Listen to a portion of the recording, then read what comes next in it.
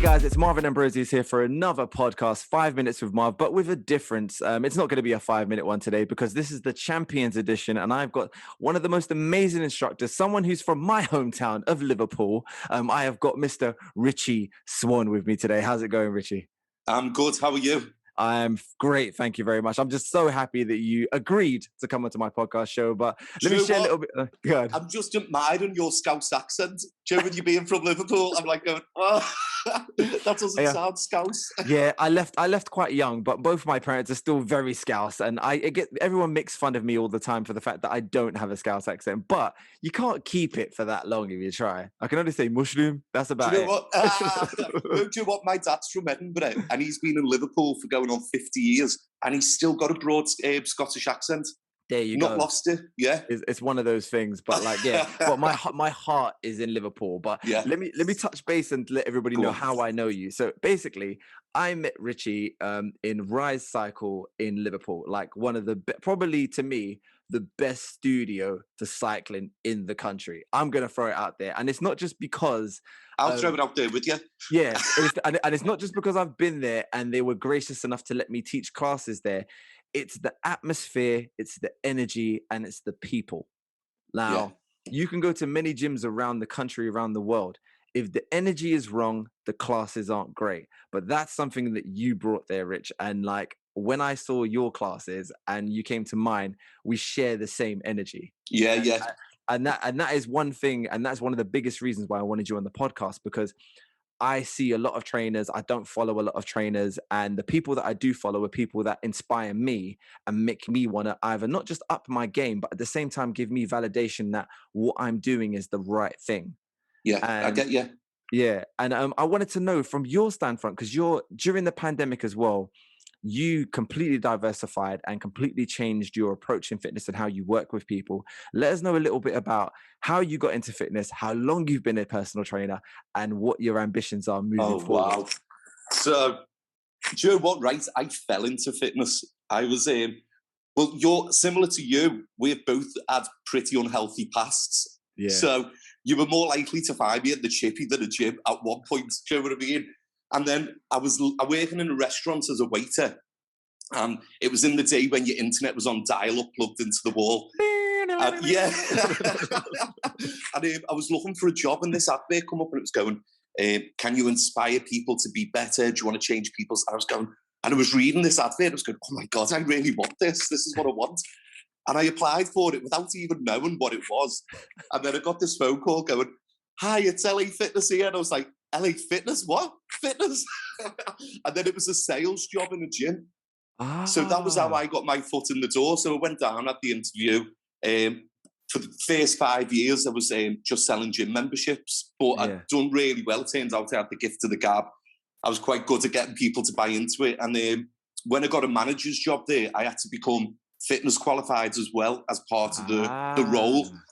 And I remember when I was doing the fitness qualification, I had no interest at all in doing it. I was like, I'm quite happy being in the office, working to my targets. And this guy who was doing the course was going, you really should be doing this. Like, you're a natural with people, you get the best out of them. And it was a couple of years later, and it was only when my sister passed away when she was 32. Sorry to hear that, man. And something in me had just changed when it was like, because she went to a personal trainer and he helped her to do a charity trek through Borneo. Oh, okay. And what he done for her, and I was like, going, like, it just resonated with me really. And I was like, I just really want to be able to do what he done for people like my sister. And that kind of opened the door to my reason to go into fitness, was to help people and get the most out. Because you do realise you only live once. Yeah. And fitness, like, it is a natural antidepressant, and we live in a world with so much mental health getting thrown about, and people are going to the doctors and they're going, have this tablet, have that tablet. I'm like, just get out and go for a walk, or do something that's going to move you and make you feel good. And you don't need half the time, you don't need half the stuff the doctors are pumping you with. So that was... Have I answered everything there? I felt like no, you're good. No, you're in the right realm. I like it. And like, just speak to me on, when you were going through the level 2 and level 3, what was the light bulb moment when you went, wait a second, my transferable skills of helping people, this is something that I can actually do and really help people? Like, what was the moment when you're like, I can do this? Well, to be honest, the first time I done my level 2, I had nothing at all because I had to have the qualification for the job I was doing. So I'll tell the truth, but I've had to redo my exam since, so it's okay. I actually got one of the fitness instructors to do the exam for me. The examiner went, I'm just going to go for a coffee, and I was like, hey, get in here now and do this exam. That is so funny. But then when when it resonated with me when you said about I can change people's lives was literally doing gym tours, selling the gym and sitting down and getting people, because I don't think a lot of people realise being a PT isn't showing someone how to squat. It's getting people to believe in themselves, and motivation. It's getting motivate, but also like getting their mindset to start thinking in a different way, where they go, I can do this, and they start believing in themselves. And I already had that just by walking around the gym, talking to them and getting them to sign up to join the gym for a year and getting them to go, wow, I can actually do that in this gym. So it was literally all I had to really do was learn the technical side, which is how to train someone, because I already had all the other stuff, I think, through years of sales training and motivation training and whatever, that had all been built up over the 10 years prior. Yeah, see, the principle, I always say this to people, the principles of exercise is one thing that you learn, but I always say to people, it doesn't matter how many PTs or how many people I meet, you can't teach people how to motivate people. So and I've always said, like, when you're like, you've got to have, I would say, an understudy, someone that you look for underneath you to try and kind of build them up to try and do what you do in a way, but it doesn't work. It's either you've got it or you don't. And that's it. It's you either care about people and you want to, and you're inquisitive and you want to find out why they haven't got to where they want. And it's just, I'm a nosy person in general. And I generally am interested in why someone hasn't done something in the past but wanted. So it's, I think a lot of people have these thoughts in their head but never speak them out loud. And I think when they actually say something out loud to you, it becomes real and they have to face up to what's held them back in the past. Yeah. And then having that ability to get someone to say it out loud, and they go, and they have a light bulb moment to go, shit, it's me who's been in my own way for all these years, nothing else. Yeah, no, exactly. But you did say as well, when you were obviously going through hanging out in the chip shop phase and eating all the bad things, when you were doing that, like, what was the biggest weight that you got to? Do you know what, right? I was always a skinny kid. You were that lucky guy, wasn't you? Well, no, because I was then skinny fat. So were you all belly and all skinny belly legs? and just little lanky limbs? Leg limbs, yeah. I was unfortunate. I was all over, like, for some reason. Yeah, but at least you carried it. I never. I think, Joe, what it was, like I say, working in the gym made me then go to the gym where I'd never have dreamt of going before that. And I invested in a personal trainer myself. Yeah. And she was amazing. And she just kind of, again, gave me the confidence to believe in myself and made me speak out loud the stuff that had held me back. And I think once you get that bug, and it doesn't happen instantly. Yeah. Like, it does take us, I think, a couple of months before you go, wow, I'm seeing these differences. Oh, yeah, I feel good. And then once you get that bug and you feel good and you notice the difference when you stop training to training, it really drives you to keep it as part of your day. It's like putting your shoes on to go out the house. It's just part of your daily routine. No, exactly. But see, you've just hit the hammer on the nail, and that is the journey. Because what you did was, because you went on the journey yourself of finding your fitness, when it was time for you to give it to someone else, you knew the stages of grief, you knew the stages of pain, you knew the stages of disbelief, you knew the stages of when, I don't think it's working, to actually, week 4, you're going to feel like this, where you knew to say to someone, I guarantee, you can make bets, and I do this with people all the time. I'm like, I will give you your money back if you don't feel like this on this month. Yeah.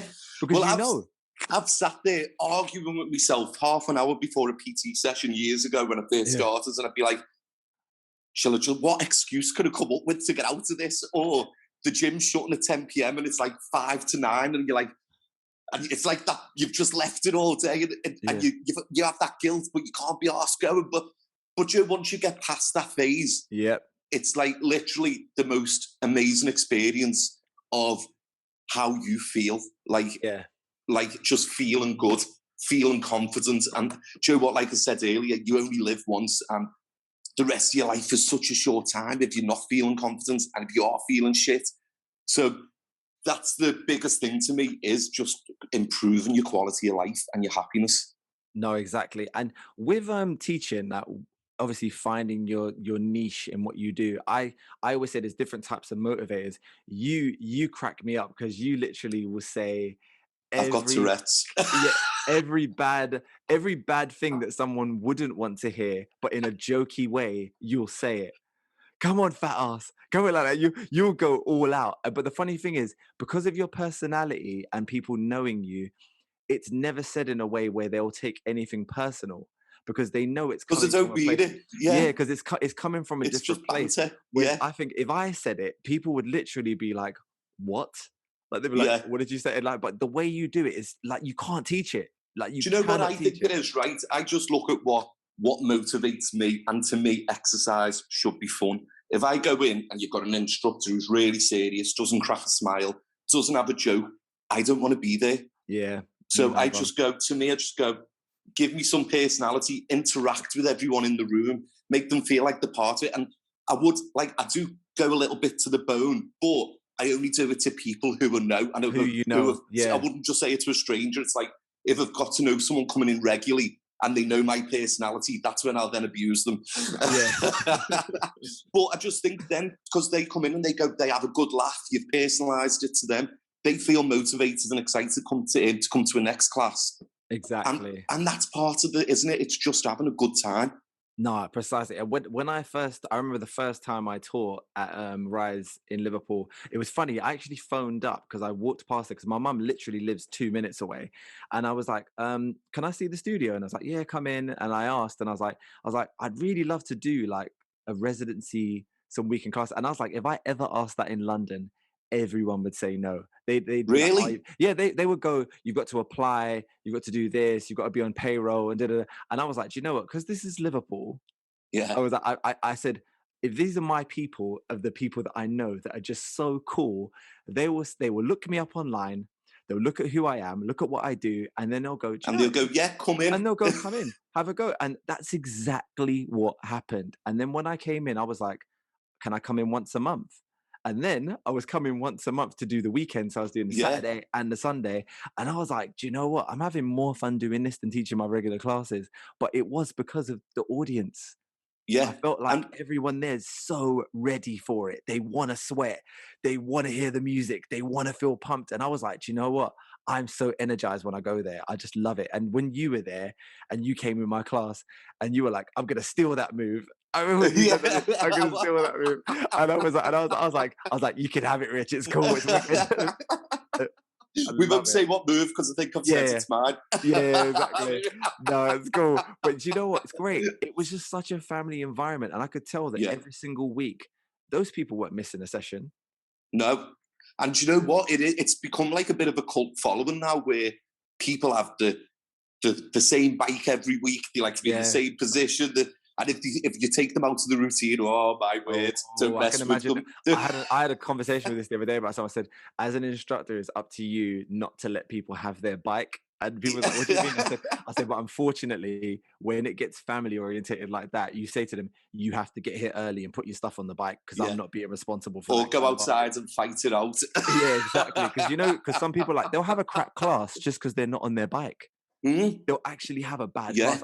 I understand it though. I get the logic because you're next to your people. You yeah. feel like that you've got your view that you want. But I always say the closer you are to the front, the more you're going to feel our sweat. Well, I'm really excited because we're opening again. We haven't opened yet, I so we're know. opening next week. And we've Oh, had a big refurb, and so I'm oh just really? really, What's been yeah, done? yeah. What's been done? What's been done? So What's been done? they've made the back room, which was like a little gym. Yeah, They've knocked the whole wall and extended the whole side of the building, and it's turned into like a bit similar to a Barry's Boot Camp and Co-box mix. perfect. So, Perfect. but yeah, As- just do you know what? I feel like I haven't listened to music for 5 months properly since the beat. Because Because you haven't felt the music. Because at home when you're teaching these classes, we'll come to that in a yeah, minute. It's like you're hearing the tin, you're yeah. seeing the trebles and the mids, but we haven't felt the bass. Well, it's not That's just that. For years, I've listened to music, and you go on a night out, and I'd be in a club, and I go, "Oh wow, I can do a tap back to this." Oh, wow, and You're like I that could never listen. in your Now head. I'm actually, yeah. Well, now I can listen to music as music rather than for a class, and now I'm going to retrain my brain to go back to listening to music to how it's going to work with my class. Oh, But it's man. been 5 months. I'm sure I'll spring back into it. Oh, you'll be fine. I hopefully I'll be down like hope in the next month, and I'll come down just to do one of the classes. Yeah, definitely. That'd be brilliant. Because I you know me, like I love fitness, but I love more than anything is the energy. Yeah, well, we're coming to London in July, and the place I always go, if you've been at One Rebel in Victoria. Oh yeah. I haven't actually been there yet, but I love the venue. I've never been. That's the only reason I feel like I'm in a Janet Jackson video in the 80s. Yeah, It's just unreal.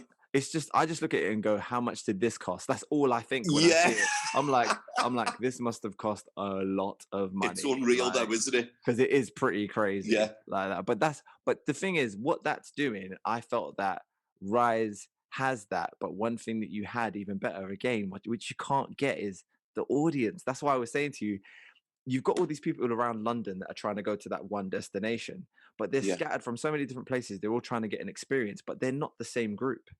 Yeah. So it doesn't have the unity, and it doesn't. Yeah, where you get the same people, you have that community and you don't have that vibe, and people start shouting, making noises, and you don't have that. And that's where I'm like, how do you build that? And it's so difficult. But I feel like you are instrumental to the fact that you have built a cult of people, not just for that gym, but for you.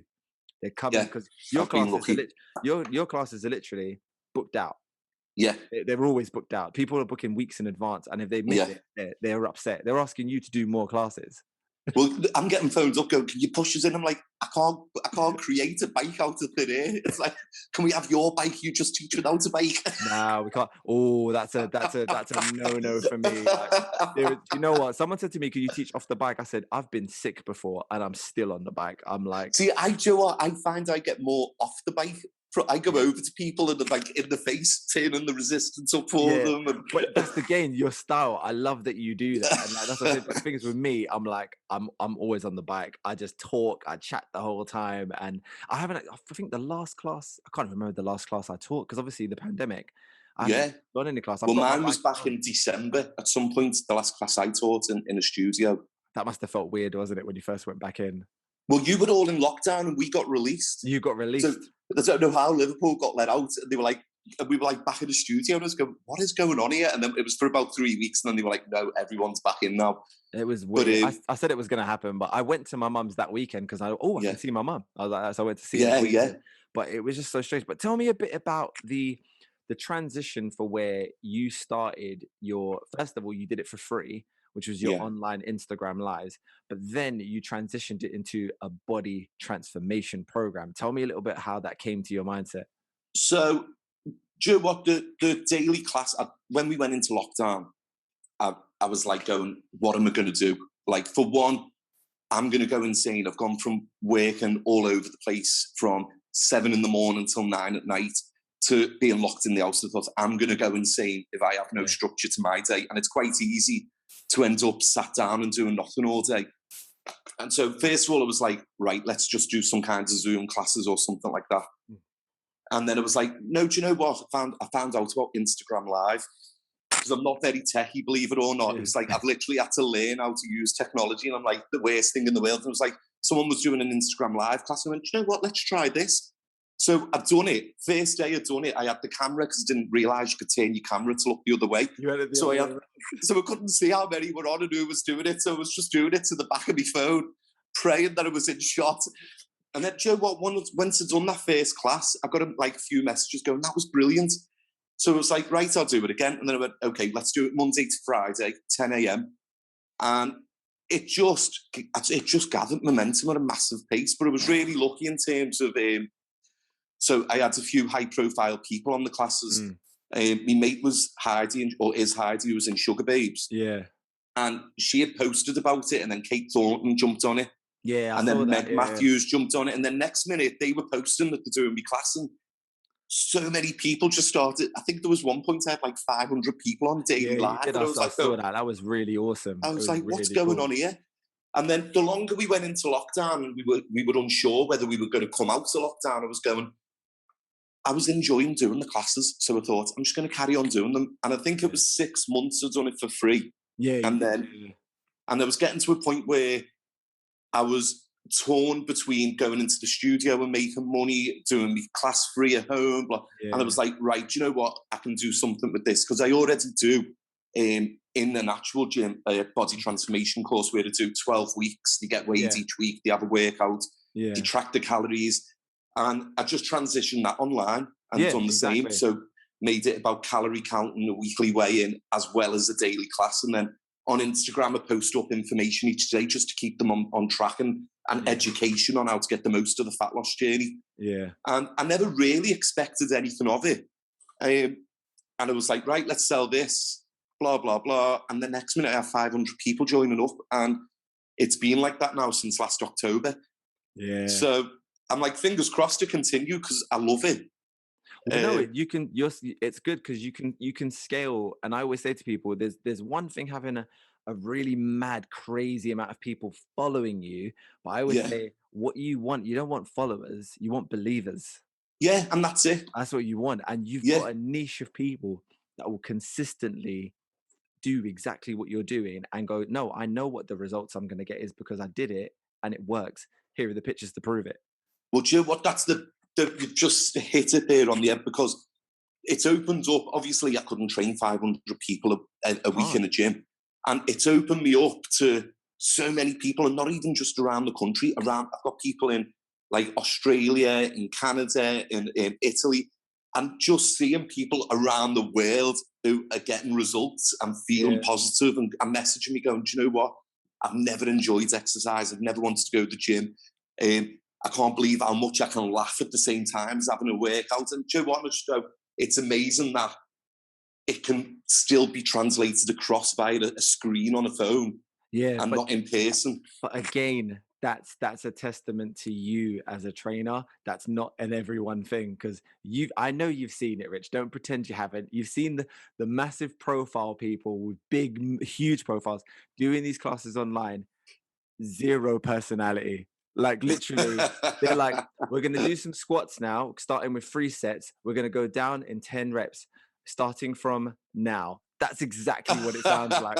And I'm watching it. I'm like this. I'm like, are you being serious? And I'm looking at the amount of people viewing it.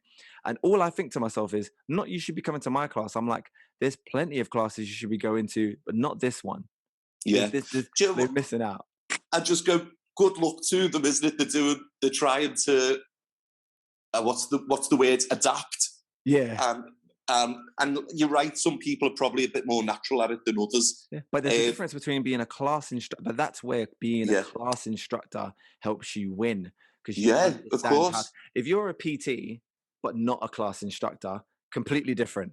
Completely. It's a completely different world to present. Because technically, I always say to people, my comfort zone is presenting. I love an audience. I'm a singer. I'm on a stage. I'm ready to perform. So for me, well, that's what it is. It's performance. I want people to be motivated, and I want to get hype, and I want everyone else to get hype. But when you're PTing, it's a different mindset. It's a different way of talking. So when you can incorporate both way, you hype, and then you say the gems that get everyone motivated in between. That's where I saw your translation hitting everyone, and I was like, all I was going was this. It's like he's winning. I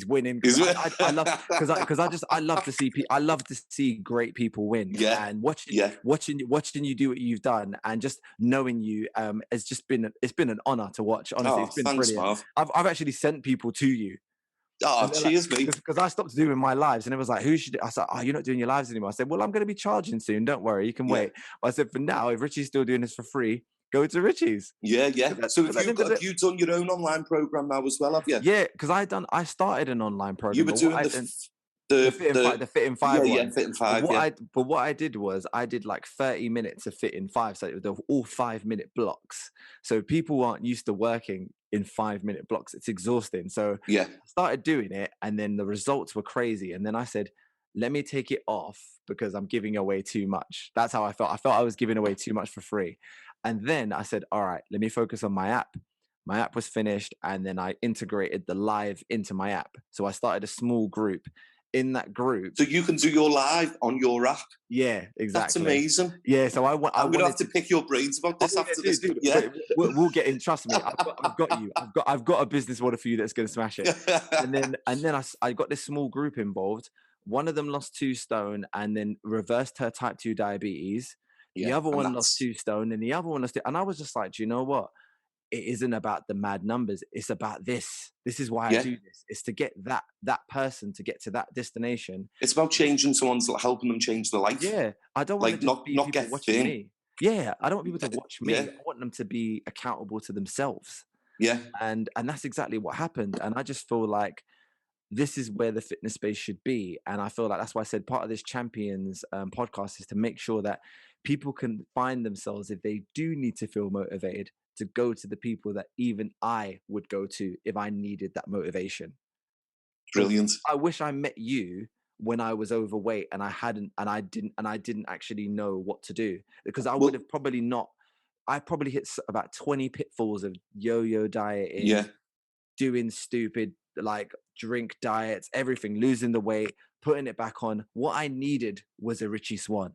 Like I But you know needed what? that Everyone's was been through, like, who have spoke. My mum, yeah, she's been, from as long as I was a kid, she was massively overweight, like yeah, way up in the 20 odd stones.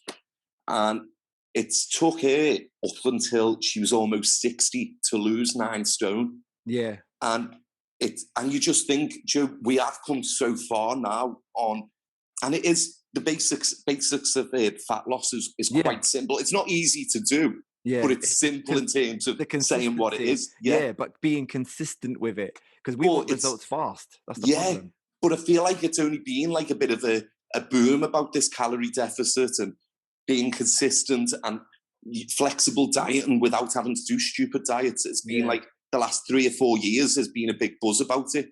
And yeah, I feel the same about my mum, where if she'd have had all this in the 80s, she would never have been like exactly. so overweight for so long and taken it till such an older age to lose it. Yeah, and happy. And the thing is, like you said, the quality of life. Like I feel like a lot of people that I've met that have been older missed out on parts of their younger years because their confidence wasn't there. Yeah, And then just because they were overweight in their yeah. is like a good probably 8 to 10 years of my life, I was very overweight. But the difference was I was actually quite happy for a duration of that time because But you know what? I I was going like to to eat. say, I like my to eat. mum's always said, I'm happy when she was larger. She was like, Yeah, oh, she was always a confident, bigger woman. And she me too. always, but I'll tell you now, she's lost all the weight. She's more confident now than she was back then. So I Exactly. feel like sometimes it's a little bit of a smoke screen where you Yeah, think you are, but now I've seen the difference and the transformation in it. yeah. She is 100 times more confident than she was.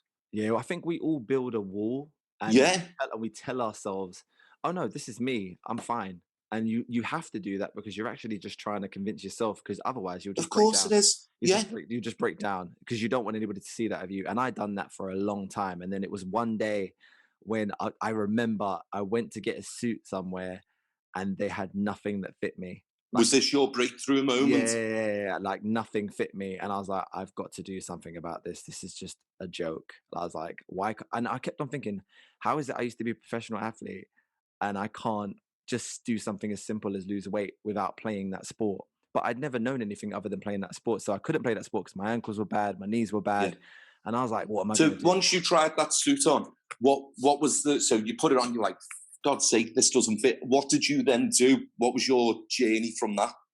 Do you know what? I literally went to the gym and I just said, let's just do as long as we can do a day. I was doing just basic cross train. I remember it was so basic, just there 20 minutes. And I said, all right, the next time I do it next week, I've got to get a further distance on the cross Yeah, trainer in the same amount of time. And then I said, all right, now let me do half and half. And now I can start running. And then I then turned it into let me start doing some hit training. I didn't know what it was and I started doing Insanity. I'll never forget when I started doing that, which was a bit crazy. hey, no one ever forgets when they first do Yeah, insanity because you feel like you're I going to die. I couldn't walk for about. I remember I couldn't walk for about 3 days, Yeah, but something clicked with me, and I think it was the personality of Sean T. yeah, And I was very similar to him in characteristics, so I was like, I like this, and I like the way he talks to me, and I felt like this speaks to me. exactly. That's what I was. Yeah, it is. It's Yeah, if you can, you're motivated by what motivates, isn't it? So it's trying to yeah, get across what motivates you to other people, Yeah, and I could because you know tell how it makes you feel. exactly, and I could tell that he believed in what he was saying and believed Yeah, that it worked. And then I was like, I'm gonna do this. I lost all my weight, went down to probably the most ripped I'd ever been in my life, to the point where no one recognized me. And then I became an insanity instructor. I went all out. oh Yeah, really? I went all out. I went. Shut up I now. was. I was the first. I was the first. Yeah, the first ever insanity instructors in the country. I was in the first 20 to become one. Wow, that's And amazing. and I was teaching it everywhere, and it was a hit. Like and that was my side hustle. So I was making that as my side job, and I was Yeah, making good money from it. But I was enjoying it. I loved doing it. But I kind of lost myself because I went from being so big to so small so quick. I kind of just didn't. It was like I didn't know who this new person in this new body was. So it was like yeah. a whole new world to me. So I was kind of trying to adapt to the new me, if that makes sense. Yeah, no, it completely Uh, makes sense, because I It's think if you have been big for such a long time, you yeah, you kind of, when you get to the shape you want, you still have that mentality of being a bigger person. It's like shallow hal, I suppose, it but the is. reverse, It is. It's exactly that. where Do you you know don't what? see what you've done. Exactly. I used to get up in the morning, and I still do now, and people don't even believe me. I look in the mirror and I forget that I'm thin.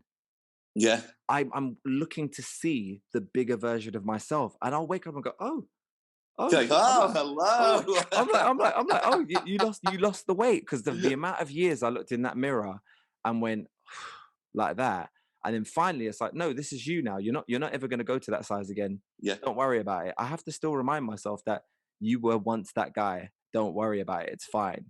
Like, And it is okay to look back, because you know what, you should. It's about being proud of what you, because it's a tough thing that you've achieved. And yeah, if it was easy, everyone would be doing it, and there'd be no such thing as a fitness industry, because everyone would just do it themselves. So exactly. what you're doing is you're just walking proof it can be done, which Yeah. is unreal.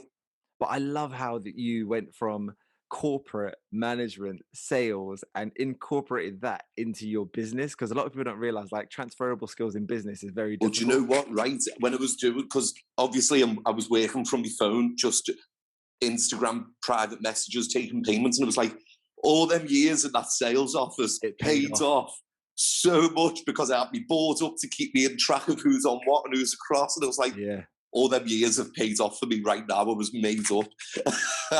Yeah, because you must have been, because obviously you're tracking everybody's weight, you're tracking the weeks, who's paid, who's not paid. People don't realize that is a business. That is Yeah, that's what you yeah. do. It's a full blown business.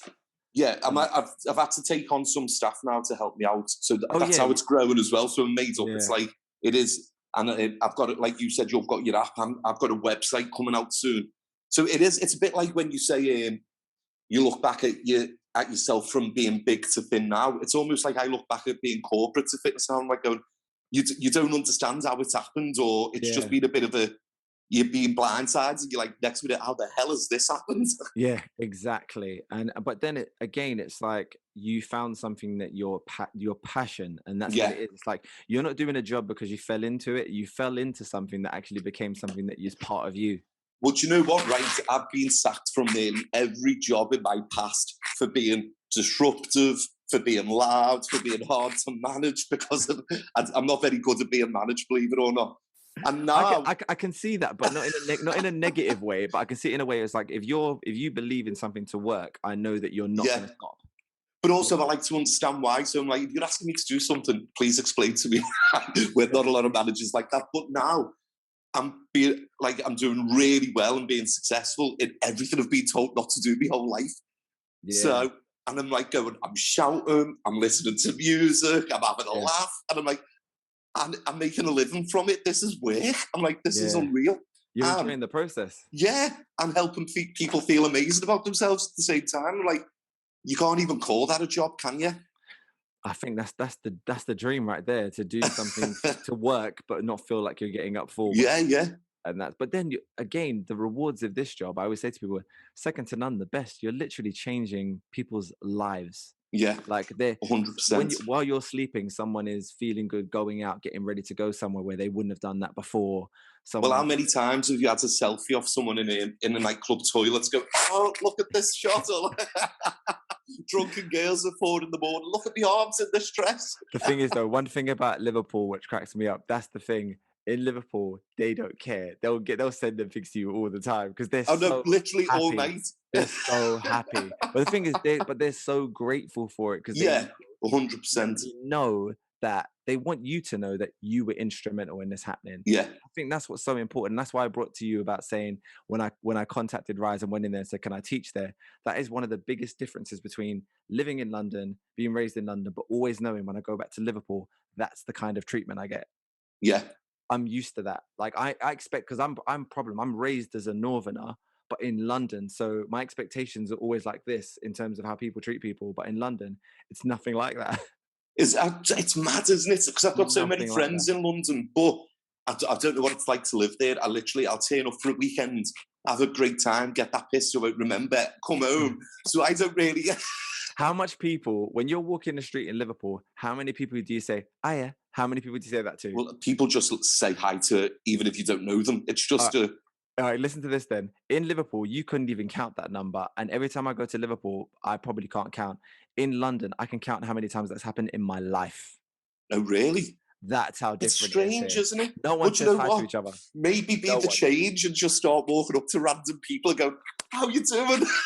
You know, honestly, I'd probably end up being in. People would probably running, calling the police if I started saying hi to people. Because honestly, I tried to do it one day as a joke, and me and my wife were laughing about it. And I said, just say hi to someone, and they literally were like really like there was like whoa. It's like What are but you after? they're so shocked. But then it's like that whole northern experience. And my parents, I'm so blessed and happy that I always say I'm so happy to say I was born in Liverpool, and I'm happy that my family are from Liverpool because I've been given the gift of being able to have that personability and being personable with people, because I feel like everybody in Liverpool is really personable and we are nosy.